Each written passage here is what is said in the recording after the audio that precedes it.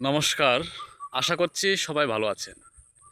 আজকের আলোচনার বিষয় হচ্ছে একজন ব্যক্তি মারা গেলে তার 11 দিনে যে শ্রাদ্ধ হয়, এই শ্রাদ্ধের অনুষ্ঠানে কি আয়োজন করলে অথবা কি দিয়ে আয়োজন করলে, কি খাওয়ালে পিতৃগণ কতদিন পরিতৃপ্ত থাকেন, সেই বিষয়টা নিয়ে আজকে আমি আলোচনা করব। আপনারা যদি এই বিষয়টা জানতে চান তাহলে ভিডিওটা স্কিপ না করে একটানা দেখুন। তো আমি কথা না বাড়িয়ে মূল আলোচনায় চলে যাচ্ছি। তো আজকে আলোচনার বিষয় যেহেতু শ্রাদ্ধ নিয়ে, তো শ্রাদ্ধে আমরা বিশেষত অঞ্চল ভেদে কিছু কিছু অঞ্চল আছে যে নিরামিষ আহারের মাধ্যমে শ্রাদ্ধের অনুষ্ঠান করানো হয়, আবার কিছু অঞ্চলে আমিষ আহার করেও শ্রাদ্ধের অনুষ্ঠান শেষ হয়।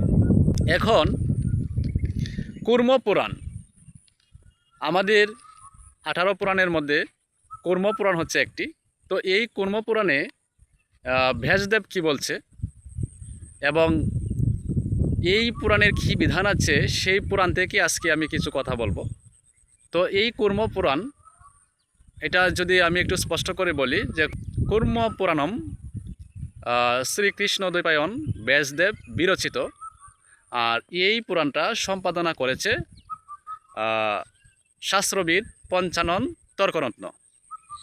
এই পুরাণের 20 অধ্যায় 309 নাম্বার পৃষ্ঠায় লেখা আছে, যদি শ্রাদ্ধের অনুষ্ঠান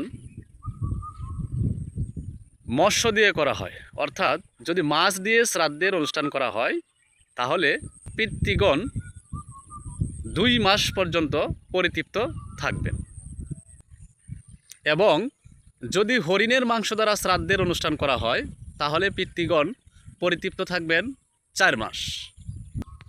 এবং যদি পক্ষীর মাংস দ্বারা, অর্থাৎ পাখির মাংস দ্বারা যদি শ্রাদ্ধের অনুষ্ঠান করানো হয় অথবা শ্রাদ্ধ ভোজন যদি করানো হয়, তাহলে পিতৃগণ 5 মাস পরিতৃপ্ত থাকবেন।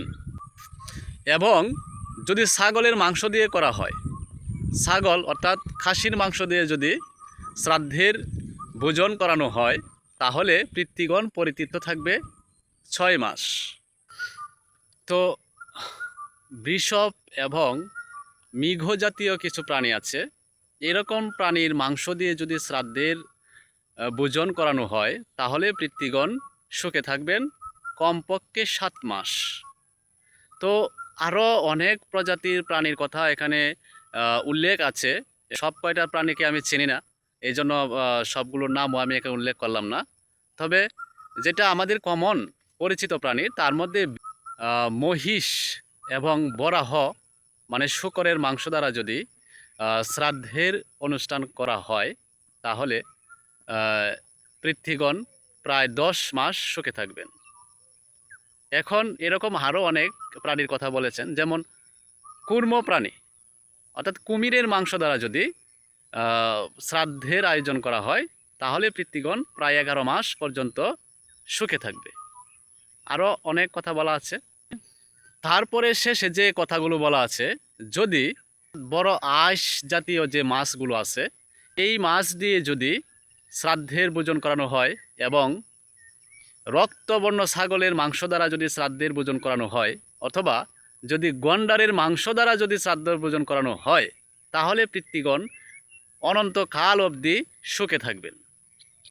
এখন আপনারা বিবেচনা করেন, যারা নিরামিষ আহার দিয়ে শ্রাদ্ধের ভোজন করান, তারা একটু ভেবে দেখবেন যে এখানে যে কথাগুলো বলা হয়েছে, এখানে এই কথাগুলোর মূল্য কতটুকু, এটা কি আদৌ সংস্কার নাকি কুসংস্কার, নাকি এই বইটা যে লিখছে তারই মাথা ঠিক নাই।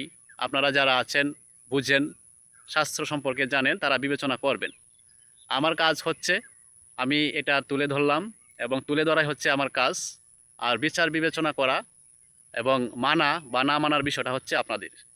আশা করছি শ্রাদ্ধের অনুষ্ঠানে কি ভোজন করালে পিতৃগণ কতদিন সুখে থাকবেন, সেই বিষয়টা আপনাদের মাঝে তুলে ধরতে পেরেছি। যদি আমার ভিডিওটা ভালো লাগে, অবশ্যই একটা লাইক এবং কমেন্ট করে যাবেন।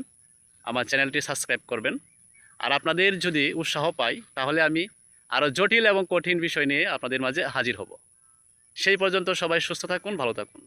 জয় শ্রীকৃষ্ণ, জয় শ্রীরাম, হর হর মহাদেব।